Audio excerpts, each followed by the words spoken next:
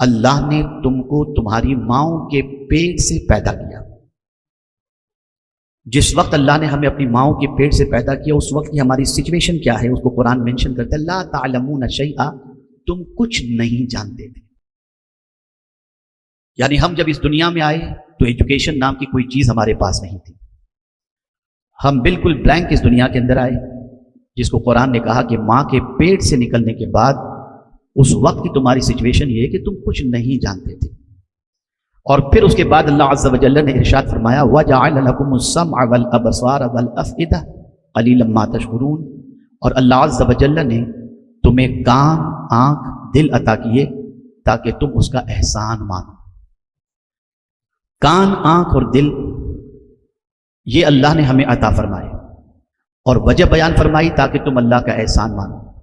Source of education کو اگر دیکھا جائے، آپ ترتیب دیکھیں، سٹارٹ اس طریقے سے کیا جاتا ہے لا تعلمون شیئا، تم کچھ نہیں جانتے تھے جب اپنی ماں کے پیٹ سے پیدا ہوئے، لیکن تم کو اللہ عز و جل نے کان بھی عطا کیے، آنکھ بھی عطا کیا اور دل بھی عطا کیا تاکہ تم اس کا احسان مانو. جتنا بھی سورس آف ایجوکیشن ہے یا تو سننے سے حاصل ہوتا ہے یا دیکھنے سے حاصل ہوتا ہے یا اس میں دل کا بڑا دخل ہوتا ہے. میرے پیارے آقا صلی اللہ علیہ وسلم کے پیارے دیوانوں، اسلام وہ عظیم الشان دین ہے جس نے ایجوکیشن کے سلسلے میں اتنا ابھارا کہ آپ کو حیرت ہوگی کہ قرآن مقدس کی بے شمار آیات علم کی طرف ابھارتی بھی نظر آتی ہیں. اور خود رسول اعظم صلی اللہ تعالی علیہ وسلم نے علم کے سلسلے میں لوگوں کے دلوں کے اندر جذبات پیدا کرنے کے سلسلے میں ایسے ارشادات فرمائے جن ارشادات کو سننے کے بعد اس دور کے لوگ جنہیں صحابہ کہا جاتا ہے وہ ایک ایک حدیث کو سننے کے لیے 1,000 کلومیٹر کا سفر طے کرتے تھے. اور آپ دیکھیں جب آقا کریم صلی اللہ تعالی علیہ وسلم نے مکہ مکرمہ کے اندر انسانوں کو سیدھے راستے کی طرف بلانے کی دعوت کا کام شروع کیا تو ٹوٹل مکہ مکرمہ میں لکھنے والے لوگوں کی تعداد مشکل سے 8 یا 12 یا 4 کے قریب تھی. لیکن 23 ایئرز کے اندر سرکار صلی اللہ تعالی علیہ وسلم نے وہ تعلیمی انقلاب پیدا کیا کہ جب حضور صلی اللہ علیہ وسلم اس دنیا سے تشریف لے گئے تو 1,24,000 کم و بیش لوگوں کے ہاتھوں میں سرکار نے قلم عطا فرما دیا تھا. آپ دیکھیں کس طریقے سے حضور صلی اللہ علیہ وسلم نے ایجوکیشن گین کرنے کے حوالے سے لوگوں کو مائل فرمایا اور لوگوں کے اندر جذبات پیدا فرمائے. دنیا کا ہر سفر انسان کرتا ہے اس کا فائنل ڈیسٹینیشن ہوتا ہے. میں ممبئی سے چلا بھلواڑہ کے لیے، بھلواڑہ میرا فائنل ڈیسٹینیشن، پھر یہاں سے میں لوٹ کر انشاءاللہ ممبئی چلا جاؤں گا. اسی طریقے سے آپ حج کے لیے جا رہے ہیں، فائنل ڈیسٹینیشن آپ کا مکہ مکرمہ یا مدینہ منورہ، پھر آپ وہاں سے واپس آ جائیں گے. زندگی کے ہر سفر کا کوئی نہ کوئی فائنل ڈیسٹینیشن ہے جہاں جا کر انسان کا سفر مکمل ہو جاتا ہے. لیکن قربان میرے آقا صلی اللہ علیہ وسلم کی عظمت پر کہ ایجوکیشن کی جرنی کو حضور صلی اللہ علیہ وسلم نے کوئی ڈیسٹینیشن نہیں دیا کہ تم یہاں تک علم حاصل کرنا 50 سال کی عمر تک، 40 سال کی عمر تک، 60 سال کی عمر تک، بلکہ حضور صلی اللہ علیہ وسلم نے فرمایا اطلبوا العلم من المہد الی اللحد، ماں کی گود سے لے کر قبر کی گود تک تم علم حاصل کرو. یعنی اگر کوئی بچی ڈگری حاصل کر لیتی ہے اور وہ سمجھتی ہے کہ کمپلیٹ ایجوکیشن آپ نے حاصل کر لیا، تو نہیں، آپ کے علم کا سفر زندگی کی آخری سانس تک ہے اور یہ سفر کبھی ختم نہیں ہوتا. میں یہاں پر ایک واقعہ آپ کی سماعتوں کے حوالے کروں تاکہ آپ محسوس کر سکیں کہ رسول اعظم صلی اللہ علیہ وسلم کے اس فرمان پر کس طریقے سے عمل کیا گیا. امام ابو یوسف رحمۃ اللہ تعالی علیہ جو فقہ حنفی کے عظیم امام ہیں، جب اپنی زندگی کے لاسٹ سٹیج پر تھے، جب ڈاکٹر نے کہہ دیا تھا کہ آپ کی زندگی اب بالکل آخری مرحلے پر ہے، کبھی بھی روح پرواز کر سکتی ہے، اس موقع پر امام ابو یوسف جو بیمار تھے ان کی طبیعت پوچھنے کے لیے اس زمانے کے ایک عظیم عالم دین حاضر ہوئے اور پوچھا ابو یوسف کیسی طبیعت ہے؟ انہوں نے کہا اللہ کا شکر ہے. اور پھر یہ کہتے ہوئے پوری طاقت جمع کر کے اٹھ کر کے بیٹھ گئے اور ان سے ایک سوال پوچھا کہ اس مسئلے کے سلسلے میں آپ کی کیا رائے ہے؟ تو وہ عظیم عالم دین امام ابو یوسف سے کہتے ہیں ابو یوسف تمہارے جسم میں اتنی توانائی نہیں کہ تم مجھ سے ڈسکس کر سکو، تمہیں آرام کی بہت ضرورت ہے، تم سو جاؤ، لیٹ ہو، تھوڑا سا آرام کرو، بات چیت کرنے کی تمہارے اندر طاقت نہیں ہے، کہیں تمہیں تکلیف نہ ہو جائے، تم آرام کرو، اس لیے وقت ڈسکشن کا نہیں ہے. تو فرماتے ہیں میں آپ کی بات مانوں یا مدینے کے تاجدار کی بات مانوں؟ میرے حضور نے فرمایا ہے کہ ماں کی گود سے لے کر قبر کی گود تک علم حاصل کرو. میں ابھی قبر کی گود تک نہیں پہنچا، سوچتا ہوں مرتے مرتے بھی کچھ سیکھ کر کے مر جاؤں. یہ ایجوکیشن تھا، یہ ایجوکیشن کی تڑپ تھی. آپ ذرا سوچیں کسی نے اس طریقے سے ایجوکیشن کو پروموٹ نہیں کیا جس طریقے سے حضور صلی اللہ علیہ وسلم نے کیا. پہلی بیٹری پہلی جنگ بدر کے موقع پر آپ جانتے ہیں کہ جب 70 کے قریب قیدی اس جنگ کے اندر گرفتار ہوئے اور رسول اعظم صلی اللہ علیہ وسلم نے ان کا فدیہ مقرر فرمایا کہ جس کے پاس اتنا ہو وہ دے اور آزاد ہو جائے. کچھ لوگ ایسے تھے جن کے پاس فدیہ دینے کو رقم نہیں تھی، لیکن وہ ایجوکیٹڈ تھے، پڑھے لکھے تھے. سرکار صلی اللہ علیہ وسلم کی بارگاہ میں وہ عرض کرتے ہیں کہ ہمارے پاس اتنی رقم نہیں کہ ہم فدیہ دے کر کے آزاد ہو سکیں. تو سرکار صلی اللہ علیہ وسلم نے ان کا کیا فدیہ مقرر کیا؟ تاریخ میں اس طریقے سے ایجوکیشن کو پروموٹ کرنے والا کوئی دوسرا نہیں ملے گا. حضور صلی اللہ علیہ وسلم نے فرمایا تمہارا فدیہ یہی ہے کہ تم پڑھے لکھے ہو، مدینے کے 10 بچوں کو پڑھنا لکھنا سکھا دو، یہی تمہارا فدیہ ہے، تمہیں آزاد کر دیا جائے گا. آپ ذرا سوچیں.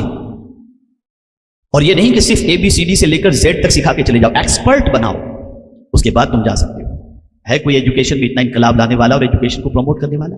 یہ ہمارے نبی ہیں، یہ رسول اعظم صلی اللہ علیہ وسلم ہیں، جنہوں نے ایجوکیشن کے سلسلے میں اس طریقے سے لوگوں کے اندر جذبات ابھارے اور ایجوکیشن کے سلسلے میں اس طریقے سے ان کے پیچھے محنت کی کہ اللہ اکبر. تاریخ گواہ ہے کہ ہم ابتدائی 7 سینچری تک اگر دیکھیں تو ہر جگہ پر اسلام تعلیم کے میدان میں دنیا کو خیرات دیتا ہوا نظر آتا تھا. لیکن 700 سال کے بعد سے جو زوال آیا ہے تو آج ہماری سچویشن یہ ہے کہ آج دنیا ہمیں آئینہ دکھا رہی ہے کہ تم کتنے بڑے جاہل ہو، ذرا دیکھو. آئیے میں آپ کو سمجھاتا ہوا چلوں پاسٹ، تاکہ آپ ماضی کے آئینے کے اندر اپنی زندگی کو دیکھ سکیں اور ماضی کے آئینے میں سمجھنے کی کوشش کر سکیں کہ ہمارا پاسٹ کتنا برائٹ تھا اور ہم کس طریقے سے علم کے میدان کے اندر آگے تھے. آپ جانتے ہیں اسلامی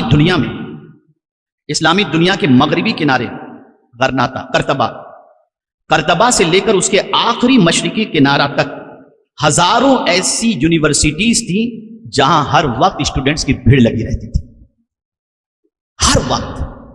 اور میں آپ کو بتاؤں گا تو حیرت ہوگی کہ تنہا بغداد کے اندر 30 یونیورسٹیز تھیں اور دنیا کے مختلف ملکوں سے لوگ وہاں پر اپنی علمی پیاس کو بجھانے کے لیے حاضر ہوا کرتے تھے. ایک چھوٹی سی بات عرض کروں گا، شاید میرے کسی بھائی بہن کے دل کے اندر بیٹھ جائے اور وہ یہ محسوس کر سکیں کہ ہمارا بچھڑا ہوا اور ہمارا جو ہے آج جو ہماری جو سچویشن ہے، اس سچویشن سے نکلنے کے لیے ہمیں کیا کرنا چاہیے. تو میں آپ کو بتاؤں اس زمانے کی سچویشن یہ تھی کہ جس کسی کے پاس دولت آتی سب سے پہلے وہ ایجوکیشن کی فیلڈ میں محنت کرتا. اور آپ کو بتاؤں گا تو حیرت ہوگی کہ تلاش کیا جاتا کہ کس کے پاس کون سا ایجوکیٹڈ موجود ہے. اگر پتہ چلتا فلاں سٹی کے اندر یا فلاں کنٹری کے اندر کوئی ہائیلی کوالیفائڈ موجود ہے تو اس زمانے کے اسلامی خلفاء، مسلم خلفاء انہیں ہائی پے دے کر کے اپنے یہاں بلاتے تھے اور اپنے علاقے کے لوگوں کو علم کے زیور سے آراستہ کرتے تھے. اسی کے ساتھ آپ دیکھیں تھوڑی دولت آتی تو بنگلو نہیں بناتے تھے، تھوڑی دولت آتی تو عیش و عشرت کے سامان حاصل نہیں کرتے تھے. دولت کے آنے کے بعد سب سے پہلا مشغلہ ان کا یہ رہتا کہ کہیں اسکول، کہیں مدارس، کہیں یونیورسٹی یہ قائم کرتے اور اس کو قائم کرنے کے اندر وہ اپنے لیے فخر محسوس کرتے اور یہ محسوس کرتے کہ یہ ہماری رسپانسبلٹی ہے، ہم مر جائیں گے لیکن ایجوکیشن کا سلسلہ جاری رہے گا تو ہمارا نام بھی زندہ رہے گا. بنگلو بنانے والوں کا نام زندہ نہیں رہتا، محل بنانے والوں کا نام زندہ نہیں رہتا، لیکن یونیورسٹی اور کالج اور جامعات بنانے والوں کا نام ان کے مرنے کے بعد بھی زندہ رہتا ہے. اور یاد رکھیں جب سے ہمارا مزاج بدلا، ہماری سوچ بدلی، ہماری فکر بدلی کہ ہم نے اپنے سرمایے کا استعمال صرف اور صرف دنیا کے تعیشات کے لیے کرنا شروع کیا، تب سے ہمارا علمی زوال شروع ہوا. اور ہم نے علم کو اہمیت دینا جب سے چھوڑ دیا تب سے آج ہماری سچویشن یہ ہے کہ ہمارے پاس نہ اپنے اسکول ہیں، نہ اپنے کالج ہیں، نہ اپنی یونیورسٹیز ہیں اور نہ ہمارے پاس ہائیلی کوالیفائڈ کچھ لوگ موجود ہیں. الا ماشاءاللہ کچھ ہوں گے لیکن باقی اگر آپ دیکھیں تو پورا سناٹا نظر آ رہا ہے. وجہ کیا ہے؟ سبب کیا ہے؟ کہ ہم نے عزت کا ذریعہ دنیا کے تعیشات اور دنیا کے عیش قدوں کو سمجھا. جتنا بڑا بنگلہ اتنی بڑی عزت، جتنی لمبی کار اتنی لمبی عزت. نہیں، یہ عزت کا ذریعہ نہیں ہے. عزت کا ذریعہ ایجوکیشن ہے. میں اکثر کہا کرتا ہوں کہ ایجوکیشن ایسی چیز ہے کہ جس میں کوئی تعصب نہیں ہوتا، جس میں کوئی تعصب نہیں ہوتا. اس کی مثال میں آپ کو بتاؤں، ایک ٹیچر ہے جس کی کلاس کے اندر مسلم بھی پڑھ رہے ہیں، نان مسلم بھی پڑھ رہے ہیں، عیسائی بھی پڑھ رہے ہیں، سب پڑھ رہے ہیں، لیکن پڑھانے والا ٹیچر کبھی یہ نہیں دیکھتا کہ پڑھنے والا کون ہے. وہ تو صرف یہ دیکھتا ہے کہ مجھے تعلیم کے زیور سے آراستہ کرنا ہے اور اس بندے کو انسان بنانا ہے، اچھی تعلیم سے آراستہ کرنا ہے. ایسی مسلم ٹیچر ہے اور اس کے پاس پڑھنے والے کسی بھی مذہب کے اسٹوڈنٹ ہوں، وہ ان کے پیچھے محنت کر کے انہیں کچھ اچھا بنانے کی کوشش کرتا ہے. اور اگر کسی میں ٹیلنٹ دیکھ لے تو اس ٹیلنٹ کے پیچھے وہ محنت کر کے اسے ہیرا بنانے کی پوری کوشش کرتا ہے. ایجوکیشن ہمارے لیے بہت ضروری ہے. ایجوکیشن کے بغیر ہماری زندگی ادھوری ہے. ایجوکیشن کے بغیر ہم دنیا کے اندر مقام حاصل نہیں کر سکتے. اس بات کو اچھی طریقے سے یاد رکھیں. مال کی حفاظت انسان کرتا ہے. توجہ چاہوں گا جملے پر، یہ مولا علی کا قول ہے. مال کی حفاظت انسان کرتا ہے اور انسان کی حفاظت ایجوکیشن کرتا ہے. انسان کی حفاظت اور ایجوکیشن ایسی چیز ہے جو صرف زمین کے اوپر کام نہیں آتا، زمین کے اندر بھی کام آتا ہے. فرشتے سوال پوچھیں گے تو ایجوکیشن جواب دے گا، محشر میں بھی ایجوکیشن جواب دے گا. ایجوکیشن ایسی چیز ہے کہ انسان کسی لمحہ بھی ایجوکیشن سے فائدہ اٹھائے بغیر نہیں رہ سکتا. میں ایک چھوٹی سی بات عرض کرتا ہوا چلوں تاکہ آپ محسوس کر سکیں. ایک انسان پڑھا لکھا ہے اور جنگل میں بھی رہتا ہے نا، تو لوگ اس سے فائدہ اٹھانے کے لیے پہنچ جاتے ہیں.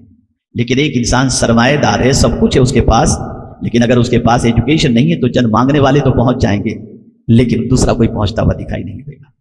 ایجوکیشن ایسی چیز ہے کہ جس کے سلسلے میں اگر میں یہ کہوں تو غلط نہ ہوگا کہ پیغمبر رحمت صلی اللہ علیہ وسلم نے ارشاد فرمایا من سار بالعلم حیا فهو لم يمت ابدا.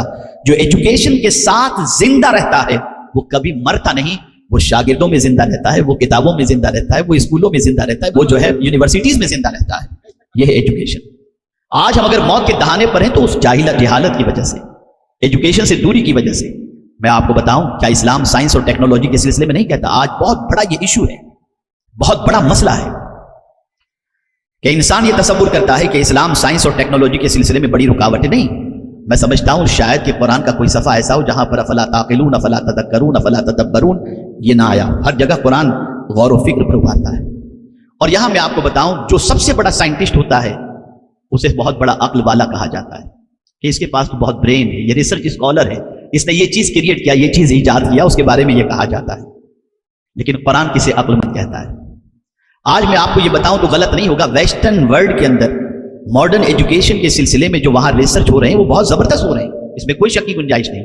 لیکن میں حیران ہوں کہ جس دنیا کو انسان علم کے سلسلے میں بہت ترقی یافتہ کہتی ہے، اسی دنیا کے بسنے والے انسان زیادہ سوسائڈ کرتے بھی نظر آتے ہیں، ڈپریشن میں بھی نظر آتے ہیں، اسٹریس میں بھی نظر آتے ہیں. جب وہاں اتنا زیادہ ایجوکیشن ہے اور اتنے سائنٹسٹ ہیں تو پھر یہ ڈپریشن میں کیوں چلے جاتے ہیں؟ تو یاد رکھیں ہمارا وجود دو چیزوں سے بنا ہے، جسم اور روح. ایک ہمارا ظاہری اسٹرکچر ہے، ایک ہمارے اندر وہ سول، وہ روح موجود ہے جس کی وجہ سے ہمارا اسٹرکچر حرکت کرتا ہے، ہمارے ہاتھ پیر سب حرکت کرتے ہیں.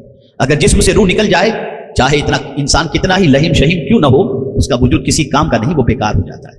لیکن اگر دبلا پتلا ہے اور اس کے جسم کے اندر روح موجود ہے تو اس کا ہاتھ بھی کام کا ہے، اس کی زبان بھی کام کی ہے، اس کا پیر بھی کام کا ہے. لیکن قرآن عقل مند کسے کہتا ہے؟ آج اگر پوری دنیا کے اندر ایٹمی وار کی جو ہے وہ ایسا لگ رہا ہے کہ بہت جلد دنیا تیسری ورلڈ وار کی طرف بڑھ رہی ہے اور پتہ نہیں عالمی حالات کیا بنے، کیا وجہ ہے اس کی؟ وجہ سب سے بڑی یہ ہے کہ قرآن کی تعلیمات ان تک نہیں پہنچی، وہ پاگل ہو چکے ہیں. آج اگر کسی ملک پر بمباری ہو رہی ہے اور پورے کے پورے شہر کو ملبے کے ڈھیر میں تبدیل کر کے انسانوں کی خوریزی ہو رہی ہے، یہ جہالت ہے، یہ ایجوکیشن سے دوری کا نتیجہ ہے. کون سا ایجوکیشن؟ آپ کہیں گے ان کے پاس تو بہت ہائی پاور، ان کے پاس جو ہے وہ ایسی ٹیکنالوجی موجود ہے، ایسے بم موجود ہیں، اور آپ کہہ رہے ہیں وہ ان پڑھ ہیں، انہوں نے کتنی چیزیں بنائی ہیں. تو میں آپ سے ایک چیز عرض کروں گا، چیزوں کو بنا لینا یہ کمال کی بات نہیں ہے، دل کا مطمئن ہونا یہ کمال کی بات ہے. آپ کے پاس چیزیں ہوں، دیکھیں مثال کے طور پر میں آپ کو سمجھاؤں، ایک ہے سکون اور ایک ہے آرام. ایک ہے سکون اور ایک ہے آرام.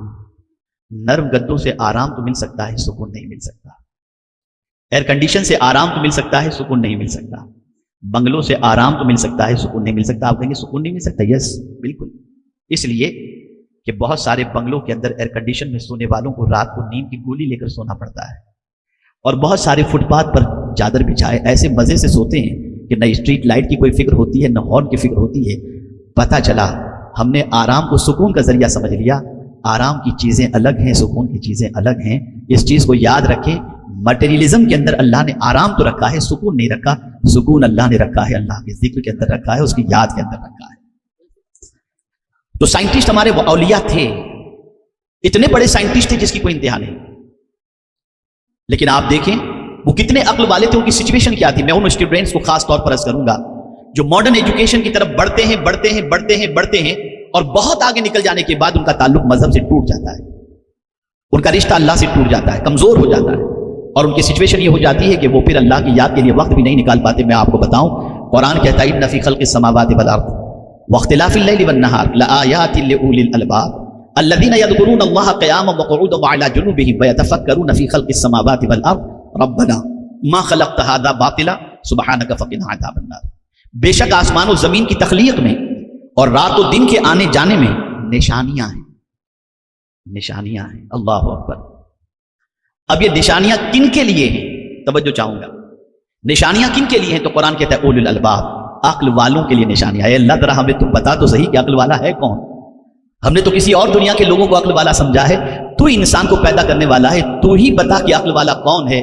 تو قرآن کہتا ہے الذین یذکرون اللہ قیاما وقعودا وعلی جنوبہم ویتفکرون فی خلق السماوات والارض ربنا ما خلقت ھذا باطلا۔ عقل والا وہ ہے جو کھڑا ہوتا ہے تو اللہ کو یاد کرتا ہے، جو بیٹھتا ہے تو اللہ کو یاد کرتا ہے، جو کروٹ لیتا ہے تو اللہ کو یاد کرتا ہے۔